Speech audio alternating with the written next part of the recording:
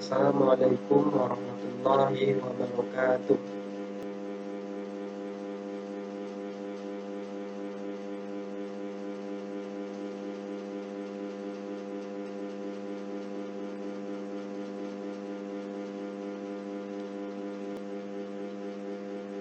Untuk tidak memperpanjang waktu, maka saya akan melanjutkan ke bab 1, yaitu pendahuluan.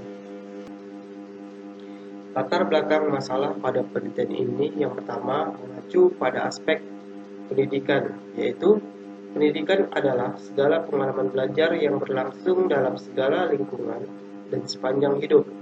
Pendidikan juga adalah segala situasi hidup yang mempengaruhi pertumbuhan individu, menurut Mudiarjo 2001 di dalam Mauna 2009. Selanjutnya, poin utama dalam latar belakang masalah ini yaitu Permendikbud nomor 34 tahun 2018 tentang standar proses revolusi industri 4.0, yaitu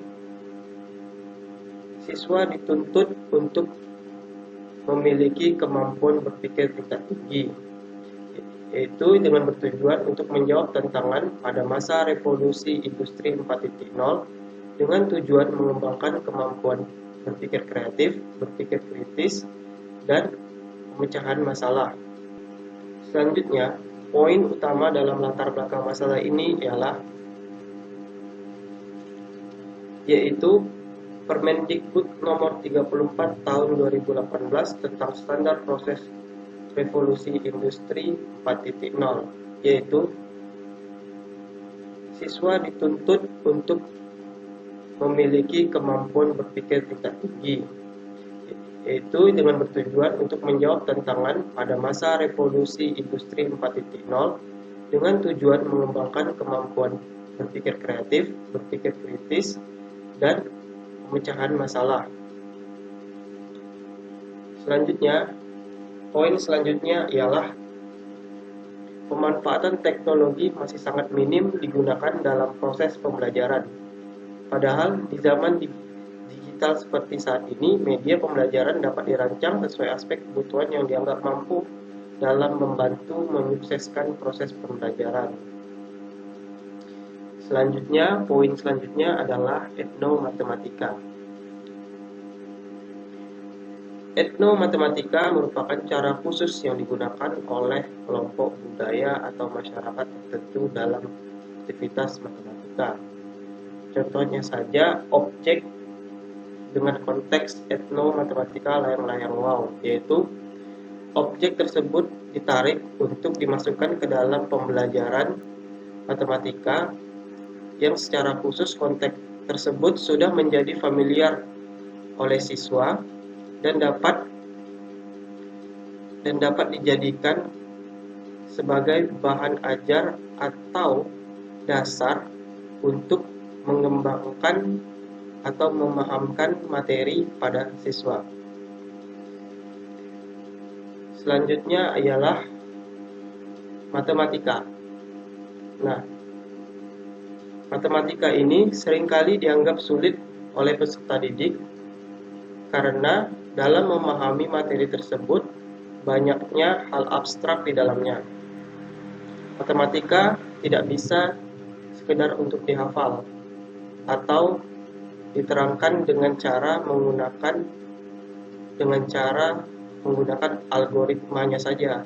Namun, matematika perlu diajar dengan menggunakan konteks kehidupan sehari-hari, seperti contohnya ialah dengan konteks layang-layang ini yang saya angkat sebagai konteks utama dalam pembuatan produk nanti yang akan dijadikan sebagai e-modul atau bahan ajar.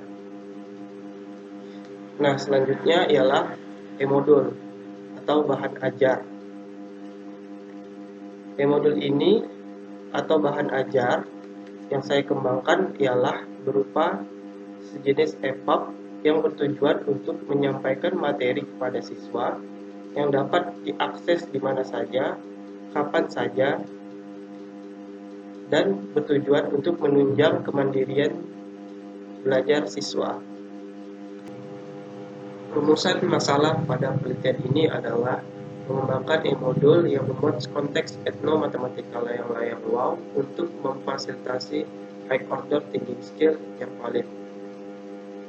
Selanjutnya, tujuan penelitian untuk mendeskripsikan pengembangan e-modul yang memuat konteks etnomatematika layang-layang WOW untuk memfasilitasi high order thinking skill yang valid. Spesifikasi produk yang dikembangkan yakni 1. Jenis file pada e-modul adalah jenis file berupa EPUB. Yang kedua, software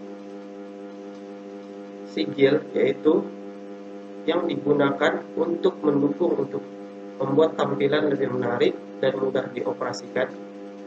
Ketiga, dapat diakses menggunakan Android, iPhone, dan laptop.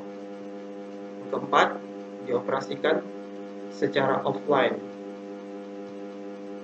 Manfaat penelitian ini adalah yang pertama, bagi pendidik, membangun komunikasi pembelajaran yang efektif antara pendidik dan peserta didik. Bagi peserta didik, dapat menjadi sumber belajar yang bervariasi bagi peserta didik sehingga dapat memotivasi peserta didik untuk belajar secara mandiri dan kreatif untuk mencapai penguasaan kompetensi. Bagi peneliti sendiri adalah sebagai bahan bekal mengajar, berkontribusi dalam dunia pendidikan, dan sebagai informasi untuk mengadakan penelitian secara berkelanjutan. Asumsi keterbatasan pada penelitian ini adalah yang pertama, pengoperasian e-modul dapat dilakukan di mana saja menggunakan laptop maupun Android. Yang kedua, penggunaan e-modul hanya dapat dilakukan ketika laptop maupun Android memiliki software tambahan di dalamnya. Yang ketiga, materi yang digunakan hanya SPLDV kelas 8 SMP kurikulum 2013 revisi 2017. Yang terakhir, peserta didik memiliki kemampuan dalam mengoperasikan laptop maupun smartphone atau Android. Definisi istilah pada penelitian ini adalah yang pertama pengembangan, yaitu mengembangkan dan menghasilkan produk berupa e-modul dengan konteks layang-layang WOW. Kedua, e-modul merupakan bentuk modul secara digitalis dan dikemas dengan lebih interaktif. Ketiga, etnomatematika merupakan cara khusus yang digunakan oleh kelompok budaya atau masyarakat tertentu dalam aktivitas matematika. Yang keempat, layang-layang WOW yaitu lembaran bahan tipis berkerangka yang dimainkan dengan cara diterbangkan ke udara dan dihubungkan dengan tali atau benang ke pemain atau penggunanya. Yang terakhir, valid adalah suatu standar kualitas yang menunjukkan suatu produk sudah mencapai tingkat kesahihan ataupun sesuai dengan aturan dan standar yang semestinya. Landasan teori. Yang pertama adalah bahan ajar. Adalah segala bentuk bahan yang digunakan guru atau instruktur dalam melaksanakan kegiatan belajar mengajar di dalam kelas. Bahan ajar ini terdapat banyak jenisnya. Yang pertama, bahan ajar cetak atau print, yaitu sejumlah bahan yang disiapkan dalam kertas yang berfungsi untuk keperluan pembelajaran. Contohnya adalah handout, buku, modul, dan lembar kerja siswa. Yang kedua, bahan ajar program audio, contohnya kaset, radio, piring hitam, dan compact disc audio. Yang ketiga adalah bahan ajar pandang dengar atau audio visual, contohnya ada video compact disc dan film. Dan yang keempat adalah bahan ajar interaktif atau interactive teaching materials, adalah kombinasi dari dua atau lebih media atau audio, teks, grafik, gambar, animasi, dan video. Dan contohnya ialah compact disc interaktif. Berdasarkan topik utama yang akan diambil dalam penelitian ini adalah bahan ajar cetak atau print, yaitu modul. Hanya saja penelitian ini akan mengembangkan e-modul atau modul berbentuk secara digitalnya. Selanjutnya yaitu modul pembelajaran, yaitu Modul merupakan salah satu jenis bentuk bahan ajar yang dikemas secara utuh dan sistematis, yang isinya membuat seperangkat pengalaman belajar yang terencana dan didesain untuk membantu guru dan peserta didik menguasai tujuan pembelajaran. Tujuan penulisan modul pembelajaran ini adalah yang pertama, untuk memperjelas dan mempermudah penyajian pesan agar tidak terlalu bersifat verbal. Yang kedua, mengatasi keterbatasan waktu, ruang, dan daya baik pada siswa maupun guru. Yang ketiga, mengefektifkan belajar siswa seperti meningkatkan motivasi belajar siswa, mengembangkan kemampuan siswa dalam berinteraksi secara langsung dengan lingkungan dan sumber belajar lain, memungkinkan siswa belajar mandiri sesuai minat dan kemampuannya, dan memungkinkan siswa dapat mengukur hasil belajarnya sendiri. Selanjutnya adalah modul elektronik, yaitu modul elektronik dan modul sama-sama adalah bahan ajar. Hanya saja modul elektronik ini adalah sebuah modul yang bentuk fisiknya dijadikan sebagai bentuk digital atau berbeda dari modul sebelumnya, yaitu modul yang telah dicetak atau berbentuk hard. Keunggulan modul elektronik ini ialah meningkatkan motivasi siswa karena setiap kali mengerjakan tugas pelajaran yang dibatasi dengan jelas dan sesuai dengan kemampuan.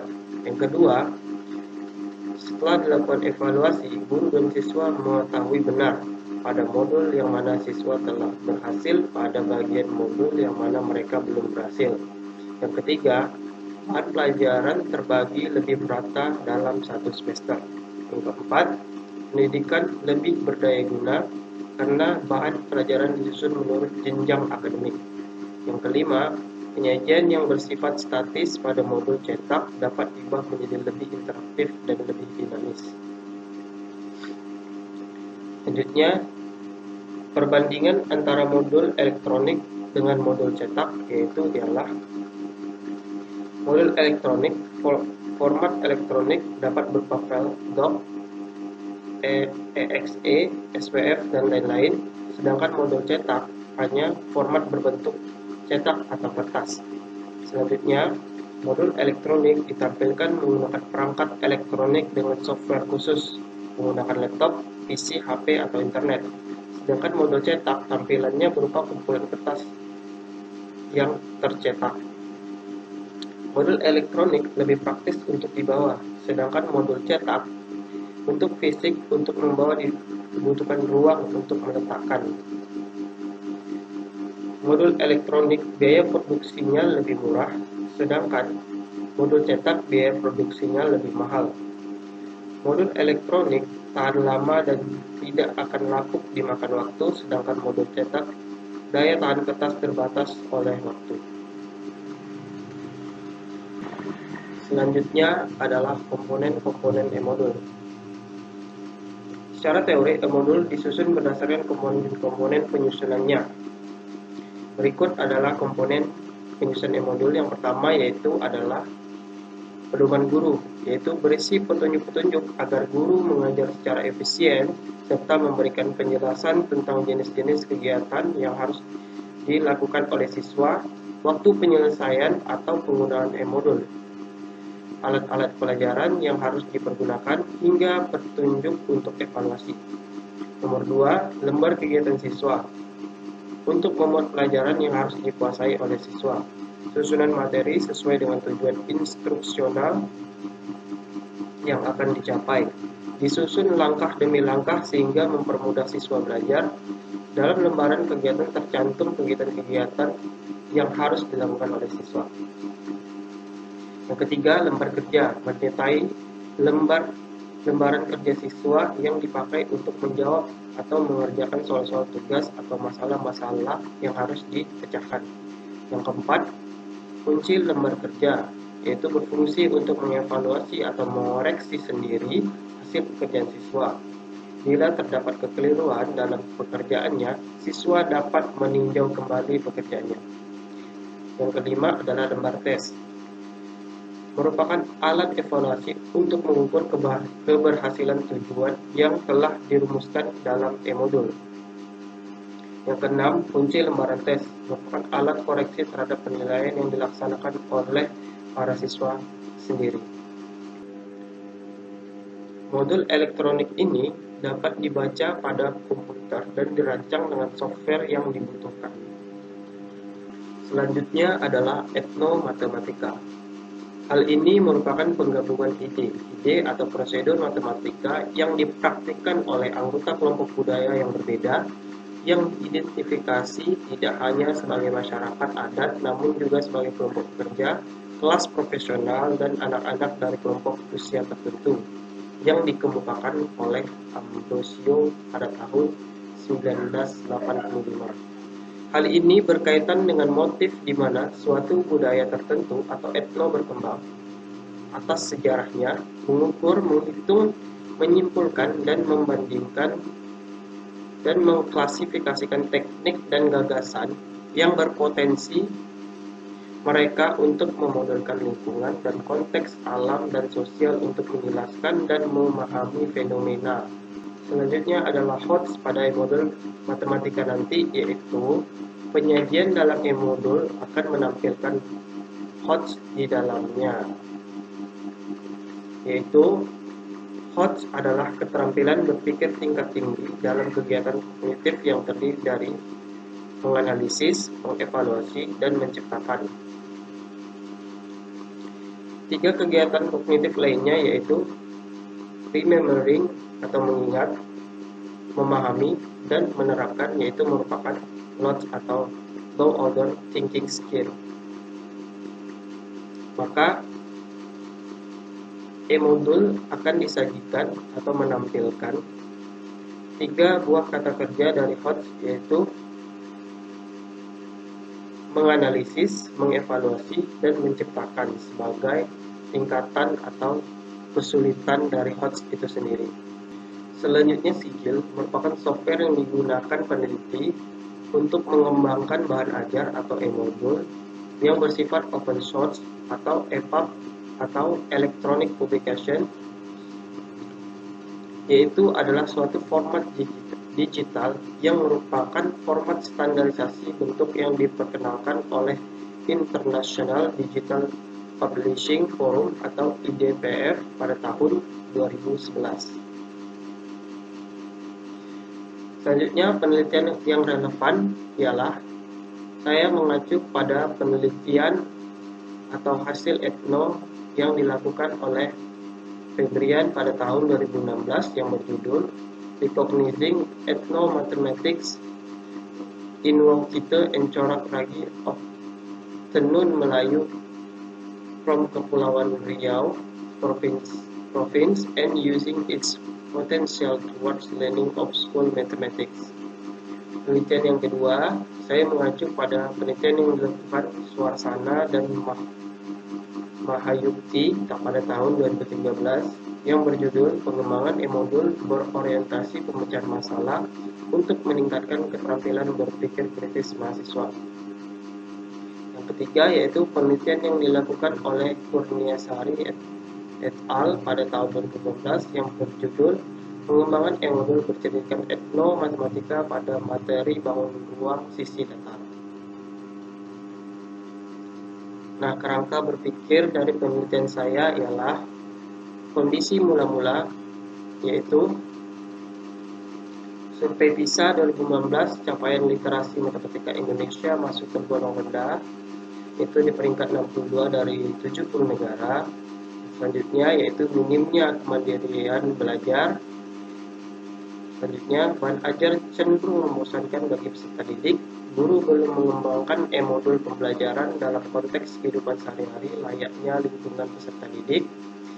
Selanjutnya, mengembangkan produk berupa e-modul pembelajaran matematika sesuai dengan konteks kehidupan sehari-hari dengan mengembangkan e-modul pembelajaran berkonteks layang-layang wow dengan menggunakan tahap pengembangan model EDDI yang dibatasi hanya sampai pada tahap pengembangan, yaitu analisis, desain, dan development. Dan selanjutnya yaitu pengembangan e-modul pembelajaran matematika dengan konteks layang-layang wow. Lanjut kepada bab 3 yaitu metodologi penelitian. Jenis penelitian yang digunakan adalah Research and Development atau R&D. Model penelitian dan pengembangan yang digunakan ialah mengacu pada model EDDI, dan prosedur penelitian dan pengembangan yaitu dibatasi dengan sampai pada tahap development saja. Maka yang digunakan ialah analisis, design, dan development. Uji coba. 1. Uji coba produk atau desain uji coba yang akan menghasilkan suatu produk yang valid, maka kerangkanya dimulai dari tahap awal yaitu desain uji coba, pengembangan produk, uji validitas valid, sampai dinyatakan valid maka menghasilkan produk yaitu e-modul konteks etnomatematika layang-layang wow. Jika tidak valid maka akan berputar kembali, mengulang kembali dari desain uji coba hingga sampai valid. Subjek uji coba pada penelitian ini dibatasi hanya sampai kepada kevalidan produk saja, yaitu hanya menyebarkan instrumen atau angket kepada para validator atau para ahli. 3. Itu jenis data yang digunakan, yaitu yang pertama adalah data kualitatif, 2 adalah data kuantitatif. 4. Instrumen pengumpulan data, yaitu instrumen kevalidan produk. Teknik analisis datanya ialah menggunakan data kualitatif, yaitu komentar berupa atau saran dari para ahli dari lembar validasi yang digunakan untuk memvalidasi produk agar produk tersebut dapat dinyatakan valid. Yang kedua, data kuantitatif, yaitu menggunakan skala Likert atau data yang diperoleh dari lembar validasi yang dilakukan oleh para ahli dan ditransformasikan atau diolah menggunakan Microsoft Excel. Sekian dari presentasi saya. Mohon maaf jika ada kesalahan. Wabillahi taufiq wal hidayah. Wassalamualaikum warahmatullahi wabarakatuh.